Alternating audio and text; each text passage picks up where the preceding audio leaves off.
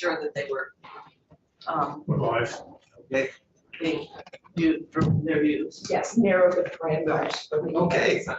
Good morning, everyone. It's Friday morning, 11th day of March, and this is your Senate Transportation Committee. And we're going to get a little start on the H-479, the transportation bill that passed the House yesterday. And I think we can get going on some of it. So, Anthea, you're with us this morning. It'll be a little time with us to start the process anyway. So, for the record, Anthea Dixon Cooper from the Office of Legislative Counsel. A week ago, before the T-bill had made it out of House Appropriations, you had me in to do what was called a sneak peek. Yeah. So I made it through the whole bill, but I skipped some larger sections. Okay. What would you like me to do? Do you want me to start at the beginning and go through a bit more slowly? Do you want me to go and talk about the incentive programs and the mileage-based user fee, which are the Maybe what would two you like? pieces that are Because, skipped? About an hour. What would you like to ever do? What's everybody want We're gonna have plenty of time, not plenty of time, but I think then we should just start from the beginning and close out as we go along. yeah, Okay. I think that idea. to? I like that. So are we gonna go from this here or?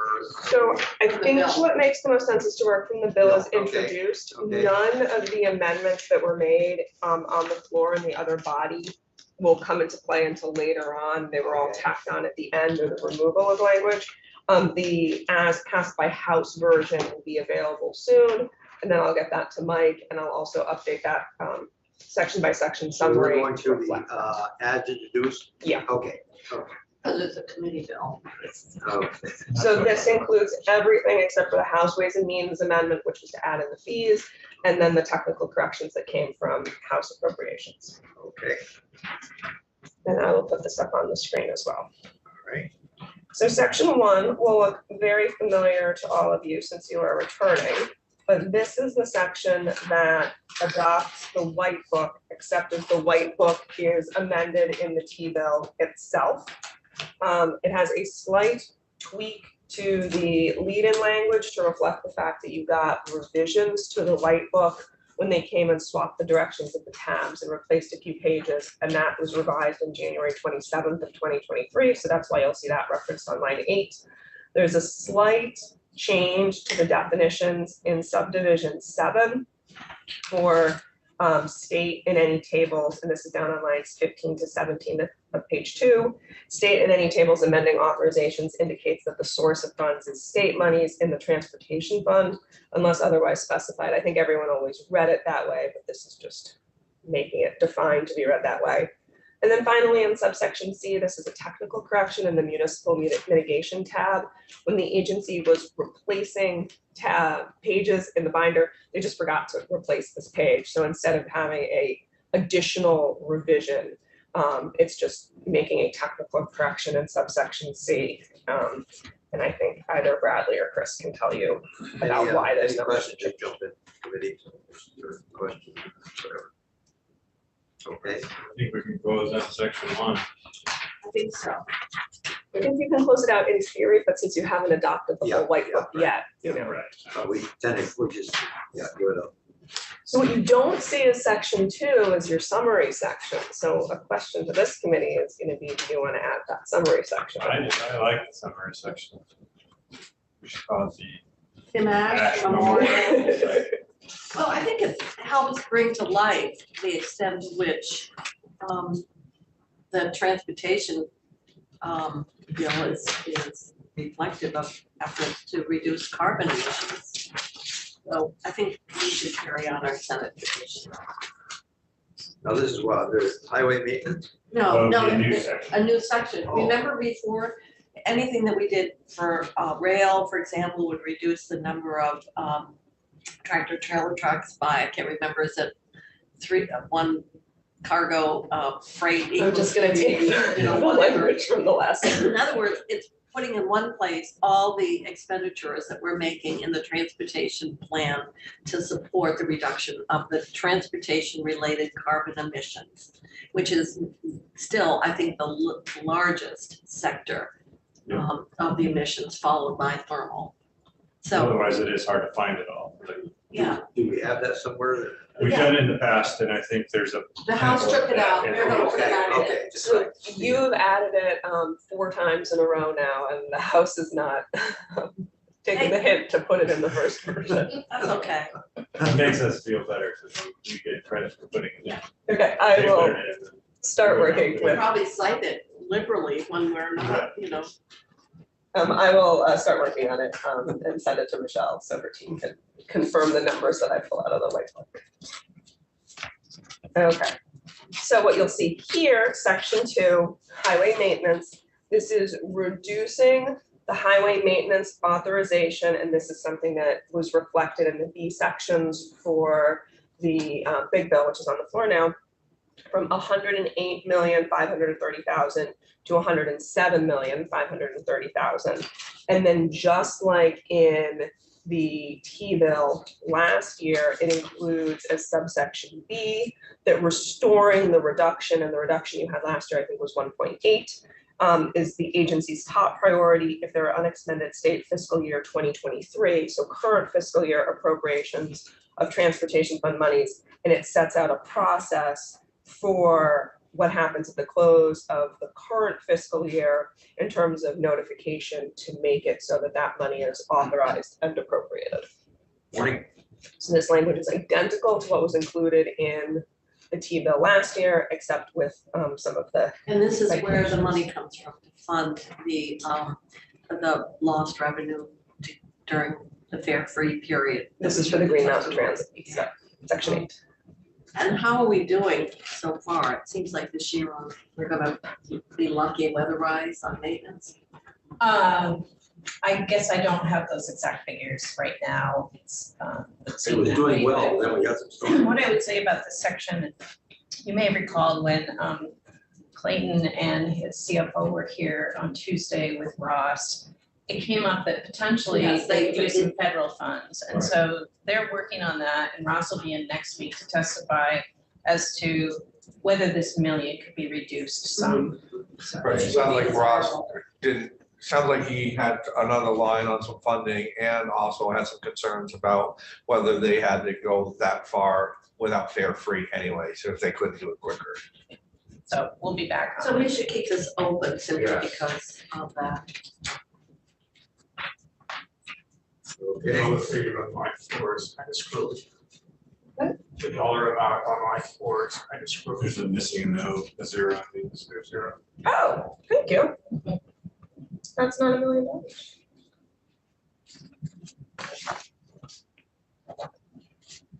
I will fix that.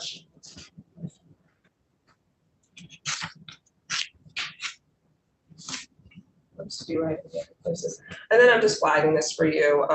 You'll see on lines 5 to 6 appropriated in 2020. Oh wait, no, as amended by the fiscal year 2023 Budget Adjustment Act on lines 6 and 7. House appropriation, since we were just using this as a placeholder, has replaced that to actually be 2023 Acts and Resolves number 3, which is the act number for the Budget Adjustment Act. So you'll see that reflected in the House Appropriations Amendment. So that's just a small change that you'll see in the as passed by version. Okay, section 3, in your white book, the very last tab says one-time appropriations, and it reflected the $3.5 million for the St. Albans District Maintenance Facility, and that was going to come from the capital fund operating monies, which I think the name has changed, and $3 million for the Rail Trail Community Connectivity Grants. Both of those have been taken out of the House's version of the budget and the transportation program. So the $3.5 million is not reflected in the capital bill, and the $3 million is not reflected in the budget bill. So the white book needs to be changed accordingly. So that's why you see the reduction of the $6.5 million and the taking out of the 2 notes. It's basically like the drafting way of saying, rip that page out of the binder completely. But in section 4, the St. Albans District Maintenance Facility as a project is added to the transportation program for transportation buildings. And there is some flexibility that the agency has to use some of the other transportation buildings money for starting this project. one of the things that you'll see in the white book this year that is not consistent with past years is the transportation's buildings tab does not list out individual projects like it has in the past, just as one lump amount. And I think the agency can speak to whether or not going forward, they're gonna include all the projects there. But if they are including all the projects, you'll see the St. Albans District Maintenance Facility there in the next. Can we keep it going? Yeah. Michelle? Yeah, because just to add to that, and you guys have, I brought it up before. If we were to act on what we believe, what we say that we believe in, to have these amount of trucks going 9 miles round trip just to get to the road that they're gonna service over and over and over again, and the amount of carbon that they're polluting into the air and wear and tear on vehicles just to get to the road that they're gonna service, just doesn't make sense to me. And so that's why I'm gonna be kind of an advocate for this one project. So that, however it needs to happen, wherever it needs to happen, I'm gonna probably put up a little fight for that.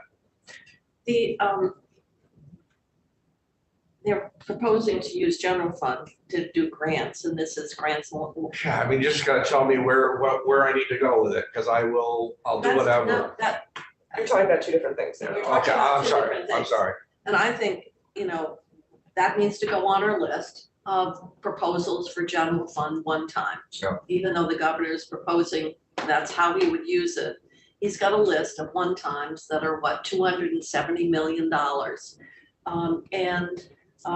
That's where he would put it. Other people might say we need to put it somewhere else. So I will just say if we take those grants that are proposed here, we'll just put that part of, it's really part of recreation and economic development, and will be on our list for, can we fund it with general fund or not? And All right, yeah, Michelle, go ahead. I just wanted to clarify with the committee, for both of these, we have, Both being the garage and the garage and the LVRT grant program. We have presentations related to both of these topics, and would this committee like to receive those presentations, or should we be arranging something else? We've heard presentations on both. We've had presentations. We actually had the. Did you have that video? Video. Yeah, the video. Oh, you've already seen that. Yeah, we okay. saw the truck go up, And you down. heard about the Yeah, community it's just a grants. perfect That time was- to do it, okay. I was hoping. Thank it would. you. And all I'm saying is there's a long list of proposed one-time uses. Yeah. And it's not that the proposal doesn't have merit. The question is, how does that fit? And it's gonna be part of that discussion, but we have $400 to $500 million of proposals from everything from Prevent Child Abuse Vermont to you name it, for that general fund. Mhm. So I realize the governor wants to put it here, but it's one time and it'll just have to be in there to be considered, just like we've done with all the other bills that have come out. And we've stripped out the appropriations. And the community connectivity grants are for any rail trail, whatever. They're specifically for They're LVRT. And what you don't see here is language that elaborated upon what they were to be used for, because they are not funded here. And then if you want more information about why House Transportation did not recommend the $3 million for the rail trail connectivity grants, there is the letter that House Transportation sent to House Appropriations on that. They do their budgeting process a little bit different. In terms of the St. Albans District Maintenance Facility, my understanding is that that was a decision that was made in House Corrections and Institutions, and House Transportation was really just reflecting it in the TIFA. I brought that up with Alice when we meetings that we had, that probably would be a priority, either someplace. But that's the ongoing question of whether it could be funded in the capital bill. I mean, I guess, This is the PAYGO thing for capital projects. and as I've been kind of vocal about that as well, that might very well end up where it's at. Again, I'm just gonna confer with a money person. it's not PAYGO the TIF, it's PAYGO for the general. account. And I mean, one of the things what Chris obviously said, to bond specifically with HIP for something so small just doesn't, the cost of bonding Right. doesn't make it viable. So either it becomes part of the larger capital bill, and subject to bonding, or it's gonna be part of that discussion around general fund use. I mean, I think we can make it work over on that, in that committee. It's just gonna need some guidance. That's all. But I thought that Chris Root testified that the garage, the preliminary work still could move forward. Yes. And so it's not as though it's stopped, Right. it's just a matter of, As long as the project keeps going. yeah. You were gonna build in FY '24 anyway, Yeah, we're gonna start the project in FY20 this year. or you can actually start construction, or like, would you still be able to start it in 2024 without this 3 Yeah, million? That's what I heard Chris say. Yeah, we have monies that were diverted from the Lunenburg Garage project, which was moved down the list. And we have some carry forward funds that were identified. So I can get you the current proposed construction schedule. I'll send it to Mike, and so you'll have that. And they need section 4 to do that, because they need you to add it to the white book. Mhm. Senator. Under any case, we need 4. Go ahead. Yeah. I just wanted to jump back to your question about the community connectivity grants and specific to the LVRT.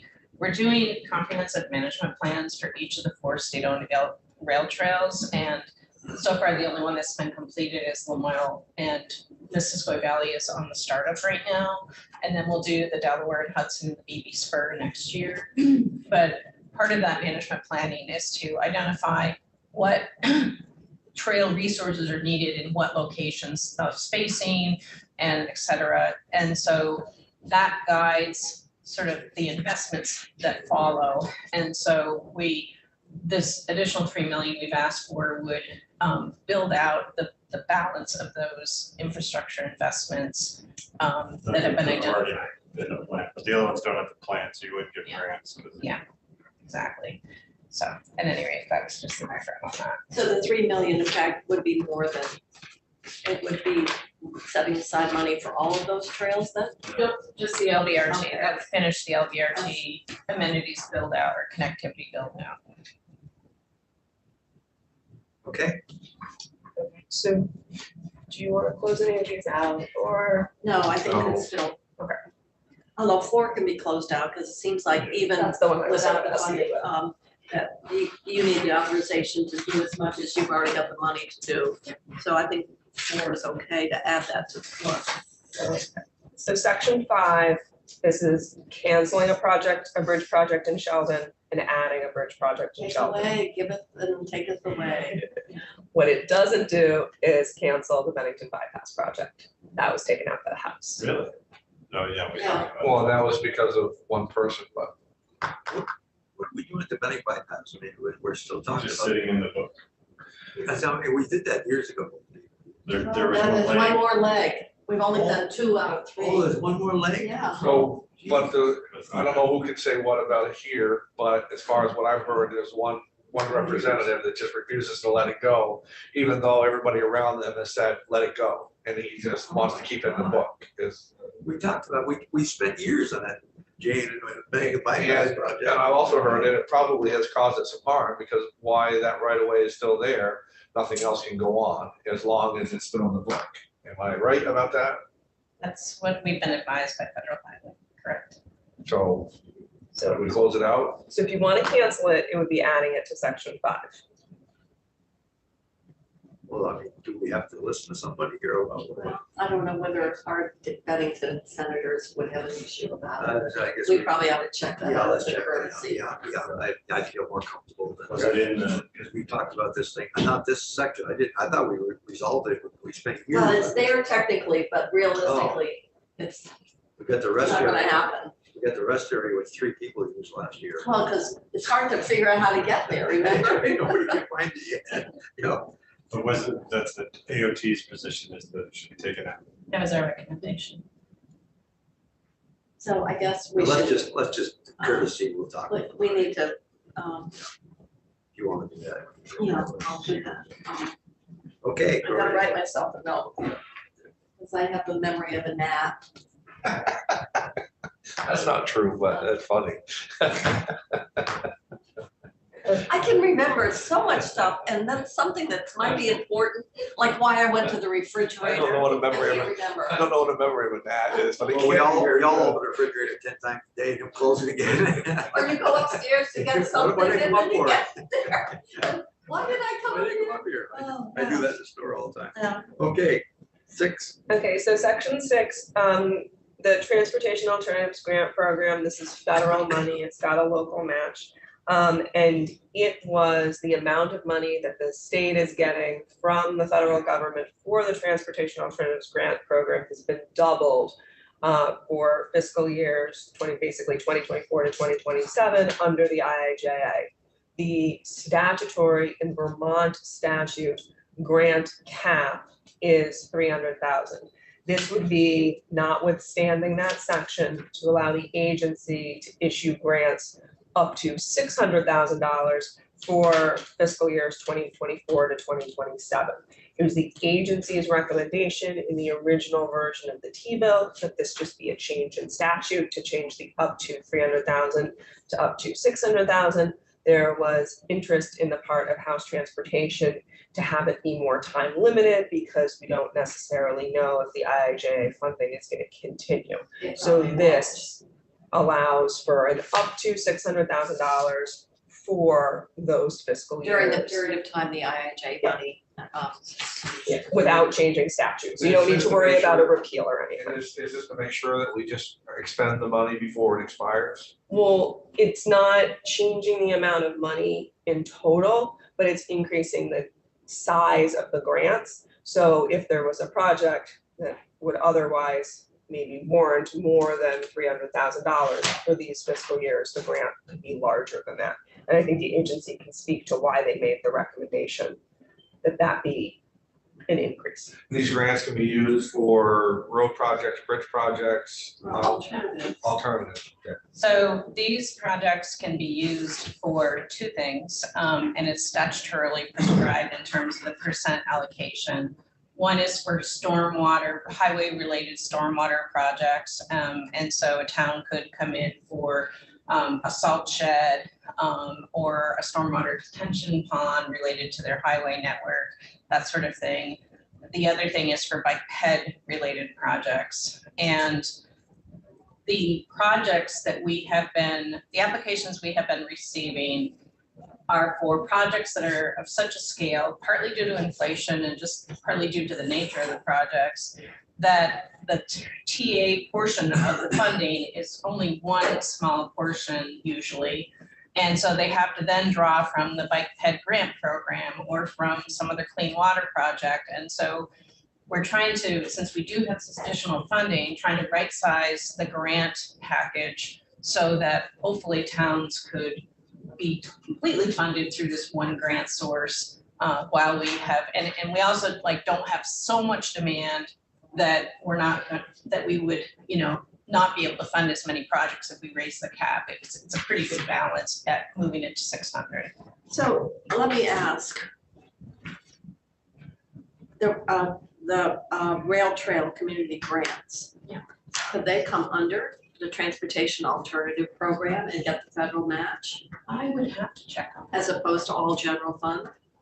I will have to check on that. And the one thing we have been finding with the Sanders earmark that has started this community connections program is most towns are very frustrated by the fact that they can't just build a parking lot for the rail trail or some other feature, connectivity feature with their own forces because of the federal requirements. And so the federal requirements, I think Danville, I don't know if they actually ended up taking the federal money or not after we awarded it to them because, not Danville, Greensboro, because they were, this doesn't make any sense. These are too many hoops to jump through. I'll find out for you though. Okay, well, it's worth exploring. Absolutely. Absolutely. Or even if just some of them that are, Yeah, the bigger ones. Uh-huh. because maybe the Yep. bathroom facilities wouldn't count, obviously, but maybe some. Thank you for Thank checking you. on Yeah. All right. Why are are we spending 20 million on a brand new train? Oh, sorry, Channel 3's here. Yeah, he's still on this committee, I think. We saw him last week sometime. I don't know. I think he's like Vince Luzzi, he lives here. Yeah, yeah. His name is on every bill in the Senate, but yes, I can't get him in here. I think he's in, government, or housing and general affairs presenting his amendment. Thank you. Okay. Gee, we thought you wanted us, you know what I mean? I guess it's not important anymore. Thank you. Okay, Do you want to close out 6 or do you want to leave it open so that you can deal with it with a little more Valley Road piece? I think it's good to give this authority of the higher amount up to when we've got the funding. But the more you put it in and you revert back to the old, then you're fine. So I think having it time limited does make sense. And if we could use this federal money for the connectivity grants, we Do we would wanna- need any wording. And we'll leave it open until we. I don't know if we would need wording. We wouldn't need it, we just, what that would do is obviously have the general fund, or whatever fund impact on the connectivity grants a lot less, that's my Right, point. we would need to change section 6. So I don't think you would need to change section 6. What I think you might want to do is add back in the authority for the agency to issue the rail trail connectivity grants. And that language was written because it was in an earlier version of the T-bill. And then you could include like, to the extent like If it's- federal law allows, a funding source shall be that, or just authorize it and then they have to sort out the funding. Well, I think we need to figure out where the match comes. Well, first of all, is it gonna be 100%? If it's 100% general fund, it's gotta go on the list, the same as everything else. Or, obviously, it becomes much more affordable if you're getting whatever the federal match is, 80% federal versus, so. We gotta do member on that. Oh. So we chip in. Hey. Geez. Channel 3 is looking for you. I know. Yeah. But how about we add the language that the House took out that explains the connectivity grants? And if we don't fund it, then it's, we don't need the language, but it doesn't harm anybody. We having can do it, we can do it in the budget. If we put it in, we like we did last year. We can put in the language with whatever money. We can put it either place, but if we just had the language, like this is what a connectivity grant is, then we don't have to worry about it. And we could, and then we could say, funding is contingent on, Yeah. appropriate, our standard language. So, I mean, that language is also included in section 1 of the T-bill to the extent federal, state, and local money is built. So how about I put a check by section 6 and I add in the rail trail connectivity grant authorization language, and it can be a reminder to everyone that you still need to figure out what your funding source, if anything, is for the rail trail connectivity grant piece. Senator General working on the House, this is a transportation committee. Yeah, we're on page 8. Page 479, in case you're interested, page 7. 8. It's page 8 now, yeah, we're dealing with transportation issues. We've got any amendments for this, all let us know.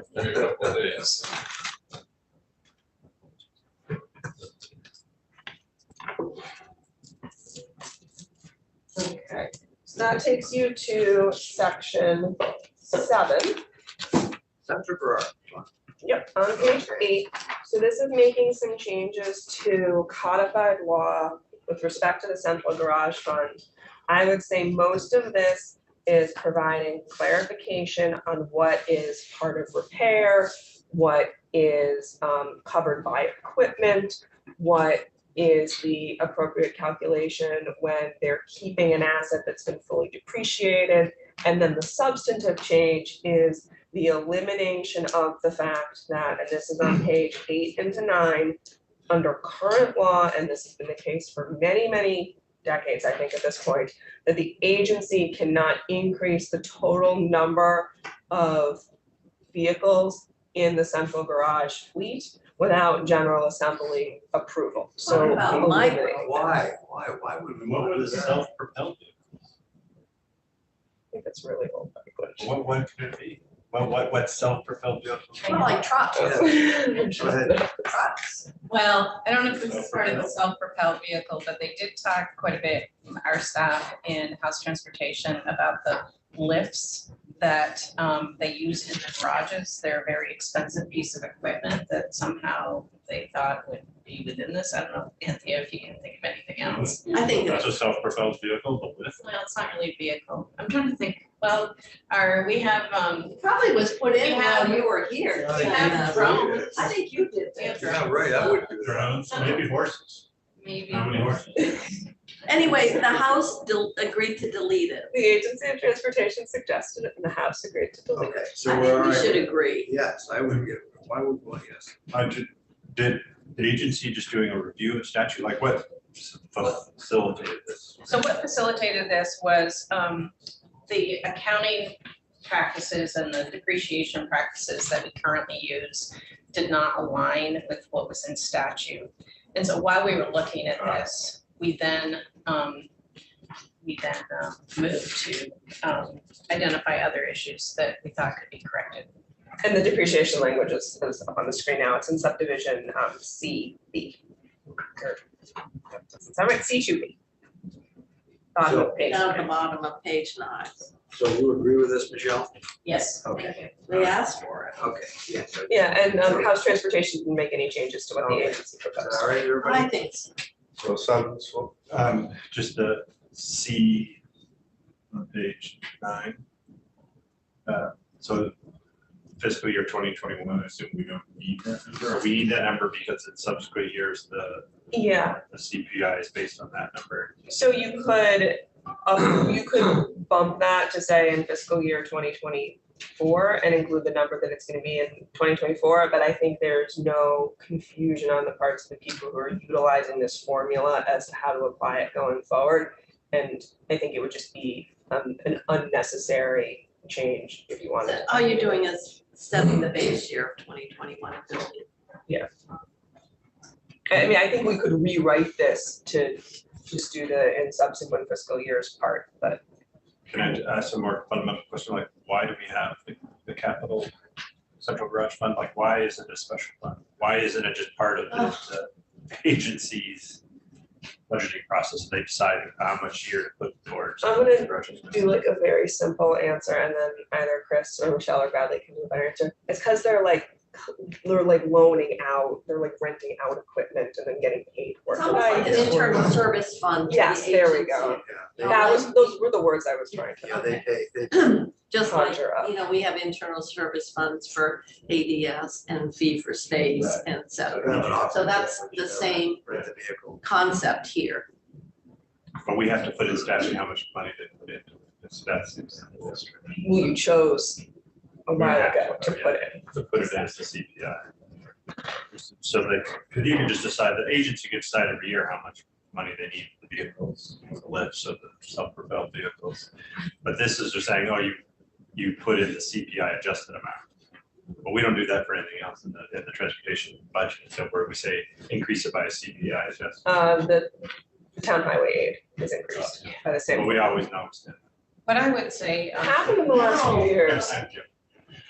what I would say is that I think there may have been points in history where the agency had not kept up in the manner it should have on its vehicles, and I'm sure there are Yes. members of this committee who will recall that period of time. Yeah. we And so I worked on think putting the number and having it CPI adjusted is what is going Making to sure protect that we're us. not eroding. that. Right, that's what. Using the money like, oh, we could keep this Well, they- running for a few Yeah, more that's years. right, that was. the And then you have idea. a fleet that is. It's like police cars, they were doing police cars, because all of a sudden they got dump trucks that are 12 years old. And now there's a maximum of 7 years or something like that, and you gotta keep the fleet up, and it was crazy, because the first thing you went to get money, you grab that money. And that's why we put a fence, it's same thing we did with Yeah. state police. Yeah, that's worked out wonderful. And that's the main use of the fund, even though it's also a bunch of maintenance of the vehicle. Yeah. But the main purpose is to buy. Purchase of it every so many years, with the value still good on the trucks also, so, Thank you. okay, anything else on that one? No, let's agree. Okay. So Okay, I'm 7. All right. And that'll take you to section 8. My guess is you are not gonna close this one out yet, since you're waiting on more No, information, No, but that's right. this is the $1 million for Green Mountain Transit, one time. It is not reflected in the B9 sections in the big bill. It's reflected as a one-time appropriation, even though it is the transportation fund money that's being freed up from highway maintenance. In subsection C, this is where you have the implementation. Agency of Transportation distributes it to Green Mountain Transit for the following purposes. It's to operate on a zero fare basis with a return to the collection of fares from at least some passengers not later than January 1 of 2024, and to prepare for the transition to tiered fare service in accordance with the plan that Green Mountain Transit needs to come up with under subsection D. And that could, but doesn't need to, especially if they can use federal money to purchase the fare collection systems. The plan for tiered fare service needs to be created in consultation with community action agencies and other relevant entities. It needs to be developed and implemented not later than January 1 of 2024. We talked about that. Because in fact, what we're doing is creating an unfunded mandate potentially. And so we're asking them to create and have fare free. And so unless we want to recognize that, like we are doing with other transit agencies, requiring them to create a fair fare, which they're talking about, is in fact asking them potentially to provide a service that they're not getting reimbursed, and either they have to cross-subsidize with other passengers, or we have to recognize that that we need to make up that lost fare. Probably the same as we're doing with the other fare-free agencies. So that's my concern about. I'm not saying it's not the right thing to do, but I think for us to say to a public transit entity, you've got to provide this, and not recognize what the potential. Now, maybe they can do it without, an impact on their bottom line. But I think we need to be very clear if they're returning back to fares, and that's part of their financial viability plan, then we've got to recognize if there's a cost. We need to know what it is, and we have to, I think we have a responsibility to fund it. We don't have, nowhere in the language does it prohibit cross subsidization, or like that the fee be connected to the cost per, right? Yeah. I just No. assumed it would be. But as Michelle said, depending on what the calculus looks like, you could in fact be discouraging other riders Right. because, like she said, you could drive your Prius for less money. So you've got to be really careful. Maybe that cross subsidy can work, but Well, that's why they're doing a plan and a process to figure that out, and then they will bring it back, right? It's not gonna go into well, effect. no, it says they shall develop and implement not later than January 24. Yeah, But and we'll it get an does have- interim draft plan in October first. Yeah. right, So but just keep in mind, January 1, 2024, you're not here yet. So if the plan included something like we need another $1 million, you're not We're not getting here. another $1 million. So my concern is that I think that there could be potentially a cost to the transit agency that already is pretty fragile. And I'm not saying if we want to say, we want you to give this fair discount, then we should be very careful about, is there an additional cost? Can that be accommodated?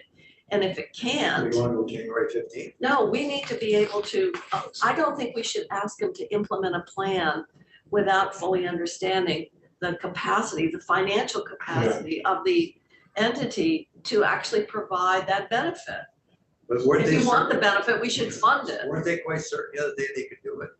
Well, no, they Not really this. weren't. No, they really weren't. They were actually pretty nervous. In fact, when Ross was trying to push them a little bit to be quicker, they were like, or that you could do with less money. No, we need $1 million. I mean, that's, But this is separate than the million. okay. This is saying, once you put your fares back in, Right. and you're given them whatever money's necessary to get the fare boxes, et cetera, you will, because you're putting fares in place, we want you to offer free or reduced transportation services to a certain population.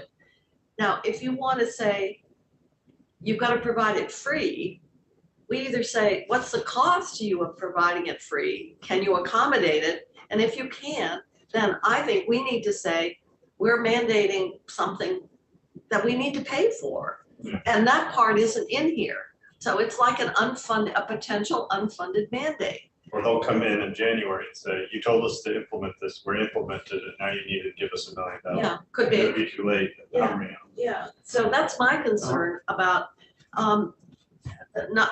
if this is the policy you want and you want them to implement it and they're willing to, if in fact it carries a price tag and it has an impact on their financial bottom line, I think we have an obligation to know what we're doing to them. Completely agree. The rigidity of this language is going to make, I use rigidity for that. Uh-huh. It's going to make it difficult for them to possibly implement this and to fit this timeline, especially, let me just play devil's advocate, but why the House, I'm pretty sure, added this language. They're worried that when they start charging fares, the most vulnerable population is not going to, it's going to hurt them the most. And so what they want to see is it coupled with a plan to help them. But that carries a cost. We don't know what that cost is. And I'm pondering, how do we soften this language? Well, I think we've got to recognize, what what the cost potentially, the extent to which it can be accommodated within, their proposed fare schedule. And if there is, I was just gonna say, we could just push out the date of saying when they have to implement it, so we would have that information, because right now they give it to us in December, we're not here. January impact fares before they have that plan worked out. That's the flexibility I think they want, and that I think we should lean towards, but that will be a circumstance where we will start charging fares again without all the supports we might want in place for those vulnerable. So that means then, if we want to gig up, and delay the fares, We have to pay for that. we've got to pay. That has a cost too. That has because a they're not cost. collecting fares, Yeah. so. Is this something new we're gonna offer, free fares to people or organizations? I thought we have SSDA for that. That's a new subject I haven't heard of. I'd like to get it to the, and maybe I'm missing the boat, but I understand what Jane's saying, but I'd like to get it to the point where we can help them, get them to the plan that they can become viable and they can make the decision about whether they're gonna offer free fares here or there for the routes that, to protect the less vulnerable, and let them administer their plan for the least amount of input that we have to give them as a state. I mean, let them run their business the way that they can to transport people, to grow the amount of ridership that they have, and let them make the decisions about how best that they can get there without putting restrictive language in there. Well, we can move it forward, but we need to they need to be able to tell us what this requirement would cost and the extent to which their new fee structure can accommodate their fair concept. And and if there is a cost that can't be accommodated because the cross subsidy makes you actually lose the paying customers, then we need to be prepared to fund our mandate. Wish I could turn YouTube off. I don't quite understand all the organizations within state government as well as others. And I'm wondering, do you see an obvious area within the health services that people that already are subscribing to certain benefits that we could just say they will have access to them, ability to take the buses for free? Is that something that we could, rather than put to them, just incorporate this language? No, we do for certain populations, Medicaid, if they go to non-medical transportation. but it doesn't cover, Medicaid won't cover to have you go to the store or, to a school event, for example. And then you've got your elderly and disabled but those are funded fares. If you want to give, the working family that might be getting food stamps, transportation to get to work or whatever, that's what this would cover in terms of the benefit. The question becomes, one, this is putting the cost back onto the agency as opposed to those other E&D and emergency medical are funded benefit. This is adding a benefit, a free ride benefit or reduced fare benefit. But that has to be absorbed by the transit agency. They're not getting reimbursed from one of these two funding sources. I'm really just brainstorming here, and I'm wondering with those that take food stamps, I also hear EBT cards, is that That's a food stamp, that's how you access the benefit. would it be worth asking JFO to approximate an estimate of what it might cost to provide them with cards that would get them, anybody that gets foods? That's part of their fare analysis, I That's would their think, analysis of their. that they're doing right Can now. I do that though? Well, what I would add to this, this is a very timely discussion, is that I think that Green Mountain Transit can work with Ross to figure out how long would it take us to establish what this gap is going to be? If we delayed until March 31st, 2024, what would be the cost of providing fare free until that point, if that's the amount of time it takes, or June 30th of 2024? And, how is this working for the rural providers that used to charge fares? How are we subsidizing those fares? And should we be returning some transit agencies never had fares because they had institutions that could cover the fares, but most of them do. Should all providers be returning to fares, but we implement this tier of reduced cost rides across the state so that we're having the same effect everywhere? And what does that cost? Now, I don't know how quickly, and I need to talk to Ross and Clayton and the other folks to see what we can do. Well, with this. many of them don't charge fares, because they get the match from the towns. Right. Or employers. IBM used to do it, medical center. So let me get back to you. I'll talk to these But you folks. understand my concern as it relates to, and the report said that they should go back to fares, and I think that's the general feel, and they need those fares to make their operation work. I just am concerned that if we are basically for those other agencies, somehow, I don't want to give them an unfunded mandate and add to their fiscal problem. Yeah, I agree with Senator Kitchell. In our way, we will leave this section open, and then before we pass the bill, you would try to come up with this new language. So do we adjust it this year? Okay, I like that. Yeah, and I think I recall that the amount of cost to go fare free for everybody else except GMT was 700,000-ish, and for GMT it was like 2.3 million in lost revenues. So that was sort of the other big differential and why we were able to cover the rurals and not the urban. We'll get back to Yeah, so I think it's disparate because we are covering it for the, so Section 9. I guess if we want to do it, then we'd have to estimate the gap and give them the money. So section 9, this is a recommendation on a funding source for a local match for public transit. It would be a report that's prepared by the Chittenden County Regional Planning Commission. And it would be building on, despite the fact that this is Chittenden County, a report that was done in December of 2021 that the CCRP did that was, or CCRPC did, that was broader than just Chittenden County. But they would need to consult with the Vermont Public Transportation Association and the League, and they need to provide House and Senate committees on transportation with a written recommendation for a dedicated funding source for the local match required, and that would be coming in not later than December 1 of 2023.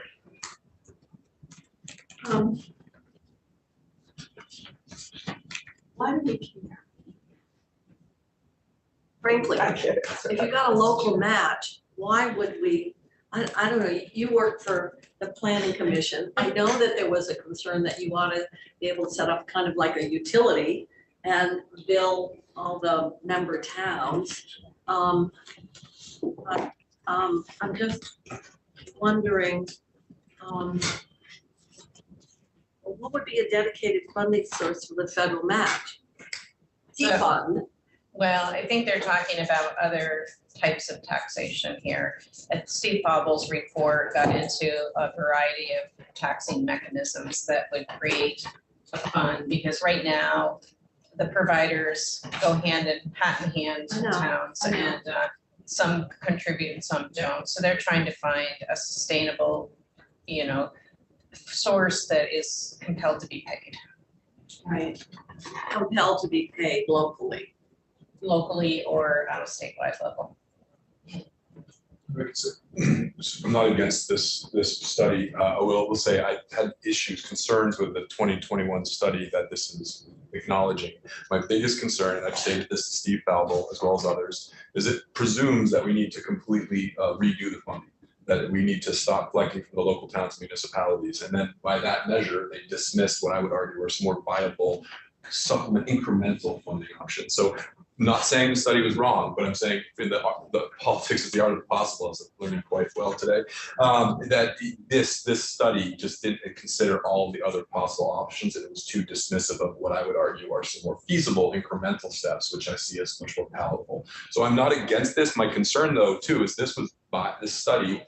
People were also criticizing it that it came from GMT and from Chittenden County to a perspective where they were advocating more from the municipal interest rather than from the statewide and the whole system. So not against this, but that was a criticism. So maybe Well- V-Trans on this thing, or some other perspective where we make sure that all the different pressure and competing interests were factoring into the options before us. So just to clarify, the only reason Chittenden County took the lead is because we didn't have staff to take the lead. So we kind of used them as the lead, and then they involved all the other transit agencies from around the state. And I believe they did outreach statewide, but I'd have to read the report again. It's been a while. So that's the only reason why Chittenden County's name is on this. Might be better to block this. I guess, I guess we can study it. I'm just looking at that relationship between state and local. And there are certain things, for example, dispatch is probably going to require some kind of everybody's got to pay.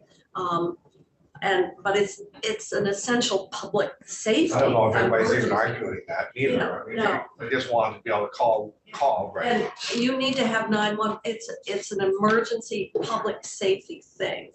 We have many public services that we are billing back to support. And I guess we're saying public transit is somehow different than, I don't know, I'm just trying to think of other services that might be, well, you think about all those community-based organizations that help, I don't know, say, keep people like elderly at home.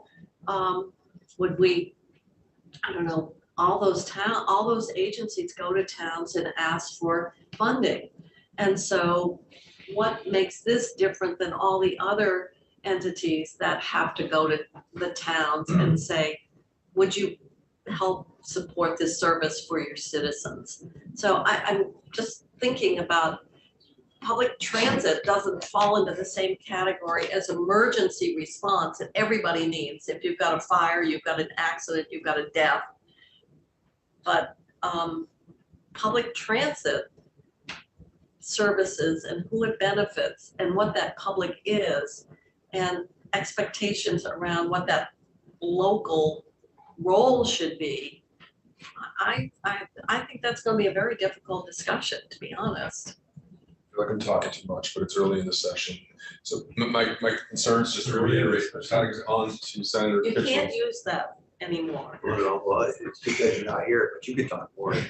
Well, you also the one that are in that, and you understand it probably better than anybody on the committee, so. Yeah. Yeah. Go right ahead, Tom. Yeah, fire it up. To what Senator Kitchell just said, my other real concern with this is it was dismissive of an all-in approach. It really looked at, and I think its recommendation was to tack on a utility fee, so all the utilities to pay for the entire public transit funding system. And that's because CCRPC, the board, is composed of members representing each of the municipalities, and they'd love to get less taxes from Chittenden County. South Burlington pays $600,000 a year. It's assessed, so it'd be great to have $600,000 more in their general budget. I'm not saying we can't get rid of all of that. I'm saying that we need a more dynamic, mixed approach to funding public transportation. I love CCRPC. Great work, Charlie Baker, if you're watching. I just think to really fund public transportation in a sustainable way, we need to broaden the people around the table with all the competing interests for a more mixed funding solution than what that report referenced in this talks about. Maybe Senator Chittenden, if we just add a language, it says right now as the first part, then it says the report shall consider recommendations from this report you're talking about. Maybe either strike that part, make it do it or not, or we say in addition to other. And the other thing, I support that. Also, question-wise, CCRPC has an active role. I know VTrans doesn't have it, have the capacity or so on, but to get to a place where I think we need to be, I don't know if CCRPC is going to be the right body to shepherd this. You do great work, Charlie. So I think, Senator Mazza, I think there was an interest in not creating another funding study. We've had 3 in the past 8 years. See, we're always so for, We're hoping for a I different know. result. I know, if we study it enough, And- we're gonna, it's like housing, let's study it some more. And all of a sudden, we're gonna have all the housing we need. It's like, So, oh, so I think what we wanted this to do. did you ask for this? We did not ask for Oh. this language, Jamie handed. Oh, And I think what we wanted this to do, and originally VTrans was the name on this, and I quickly got that removed. And suggested that since the CCRPC, on behalf of all regional planning commissions and transit agencies, had, managed this last study on a statewide basis, maybe they could help manage this because they get a lot of transportation planning funds to the point of our staff capabilities. So this was not about making another report. This was about going back to that report and every other prior report and whatever else you want to think about, and coming into Ways and Means next year and saying, here's the tax and fee system we need to support public transit. And because otherwise, and I think they were probably thinking about doing that this session, but the transit providers, but then things got sidetracked with So the did fare free. did the league, has the league taken a position on this? When you're talking about a dedicated funding source for the local match. Now, it doesn't say as a replacement for the local match, just as for the local match, which it could read, how are the towns gonna be assessed? Or how are Vermonters gonna be assessed? I think that's another point, because I think that part of this is, you have a lot of towns who don't, they get E&D and they get, Medicaid transportation, but that's the only transit they're ever gonna get. That's right, probably up in Newark, that's all you're gonna get. All you're gonna get. So that's like another dynamic issue here. So I think they're looking like, on the property tax, on the Vermont taxpayer, how are we gonna extract the money we need to manage a system that we have? And that's what makes this somewhat different than some of the other statewide, like public safety related, because it doesn't matter where you live. You may need that emergency service. I guess for like up in our area, we got a lot of towns that the only service they are gonna get, nor would it ever be feasible to do anything more than that, other than maybe van pools and ride sharing, and carpooling, but I just see that the very regional variation here, makes it a very complex issue to say, how are we gonna get the required match, local match? So we can study it again. But everybody wants a dedicated funding source. Everybody wants a dedicated piece of the general fund. Makes it a lot easier. Yeah, and then we notwithstand it. Yeah, the thing that makes it hard is it's like me and my private business. I'm in like 5 different counties, 5 different distinct areas. And they're all different. What works here doesn't work there. It just doesn't. It just no matter. And if you want to try to make it work there where it doesn't, you're making a huge mistake like I've made in business. And so you don't do that. You're on record. Yeah, well, it's true. It's very, very true. I mean, you make, you don't make mistakes over and over and over again because it works here. Yeah, and it doesn't work there. You don't do that. I guess we have to, do we let this go with the? Unless somebody's saying they don't, or we want to change what the recommendations that they're looking at, I'd be open to that, but if the people that are named here are like, we want to do the study, I'm not opposed to telling them to do it. Is it local match? That the federal says local match? It's a non-federal match, and right now, So it could be state. it could be state It's and partially state. that's T funds, and so the question is, Well, all right, so maybe we should say a dedicated funding source for the federal match required. And then, For the non-federal. For the non-federal match. non-federal, yeah. And because otherwise, it, It doesn't have to be a local assessment. I like that. so originally my suggestion was that VPTA, who were here yesterday, Vermont Public Transit Association, which is made up of all the public transit agencies who are able to access transit planning funds, be the lead on this. And their response was, well, we don't have any staff, VPTA as the organization. It's like, no, you don't have any staff, but it's just like Regional Planning Commission, BAPTA, all the regional planning commissions have staff. And somebody can take the lead on doing this. And we're happy to sort of find the planning monies that they need. But we feel like this is more of a responsibility for the planning the transit organizations to take the lead and be asking for these funds than for us to be, because Is a word stronger than in consultation? So the planning commission has to consult with? I would just say VPTA Swap it. would be the one, and you don't need to list CCRPC in here at all.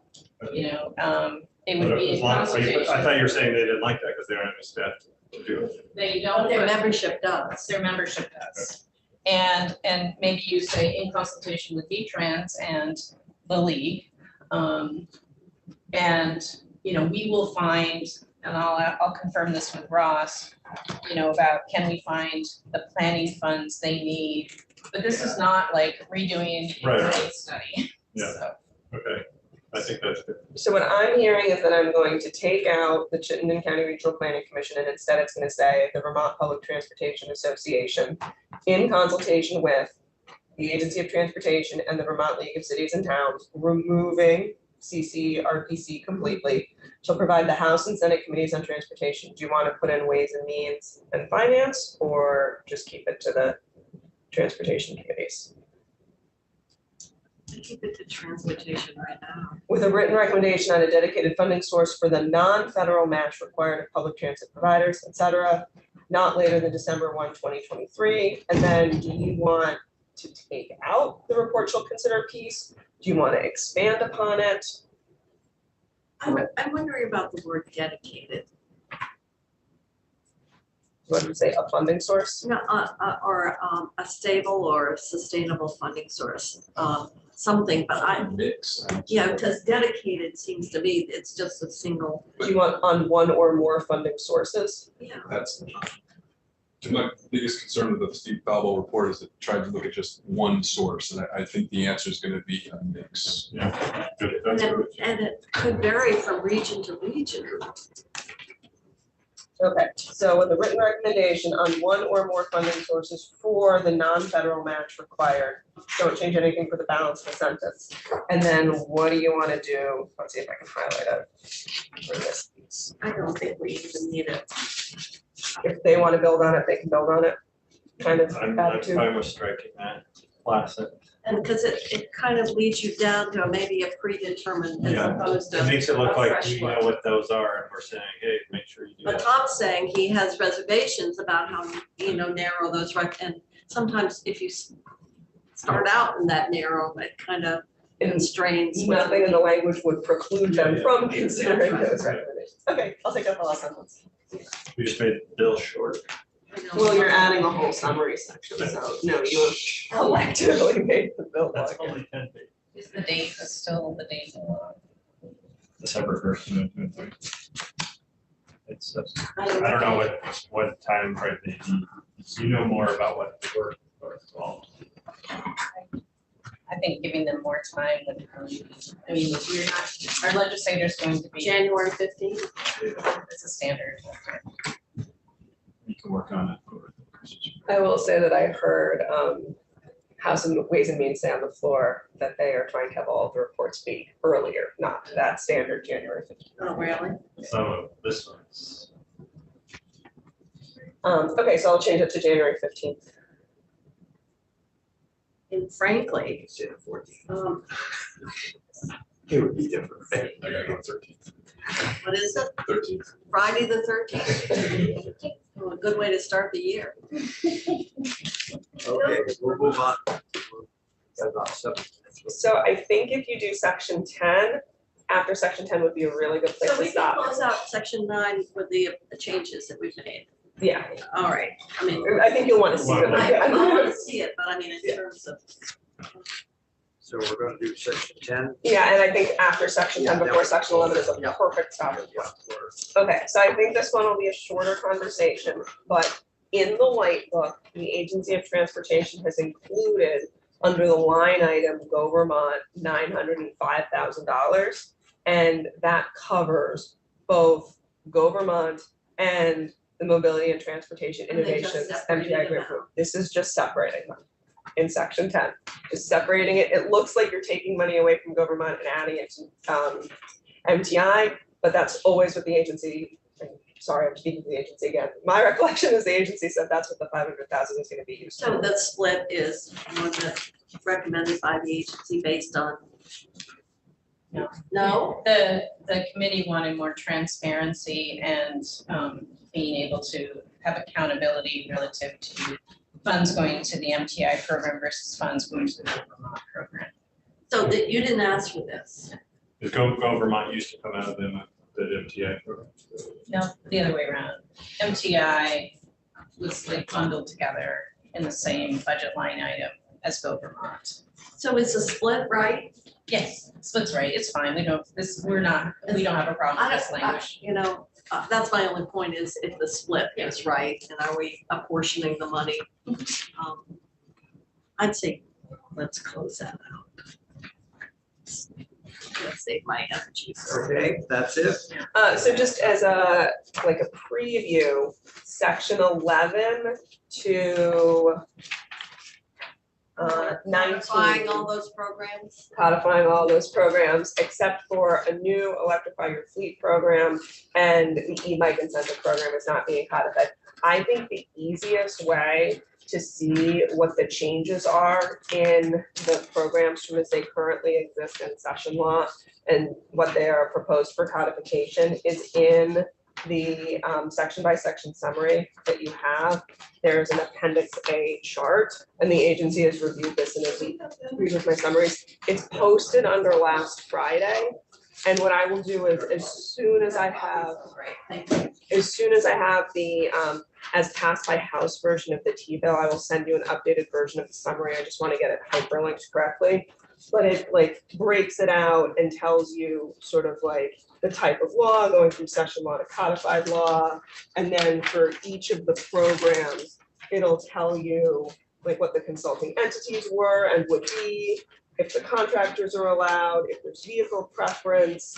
And then there is this larger pulled out chart that's gonna show you how the incentive amounts and the eligibility criteria has changed for the programs. And a lot of what is happening is caps, like where you would tap out of the program are being increased in some instances, and the incentive amounts are getting potentially larger with up to language. So it gives the agency in like designing the programs more flexibility in terms of having different incentive amounts for different types of vehicles or with different ranges amongst the plug-in hybrid electric vehicles, and to have different sort of buckets there. And the agency was looking for more flexibility when the programs were This codified. is things that Patrick went over with us. I didn't listen to all this testimony, but and Patrick has been very involved in making sure that all of my summary charts are correctly reflecting their understanding of what's proposed as changes. Awesome. Thank you, Elliot, appreciate it. Thank you. No problem. Yes, Michelle? Senator Moza, I have been working with Mike to prepare to bring in testimony for all sections of this. For those sections we've closed out, can I just cancel those staff? Yep. And we'll tentatively keep the ones where we haven't gotten to those sections on the schedule, but if we don't need testimony from them as we work through the rest of the walkthrough, we'll take them Sure. off. Okay. Yeah. No point in having people sit here. We have enough to do.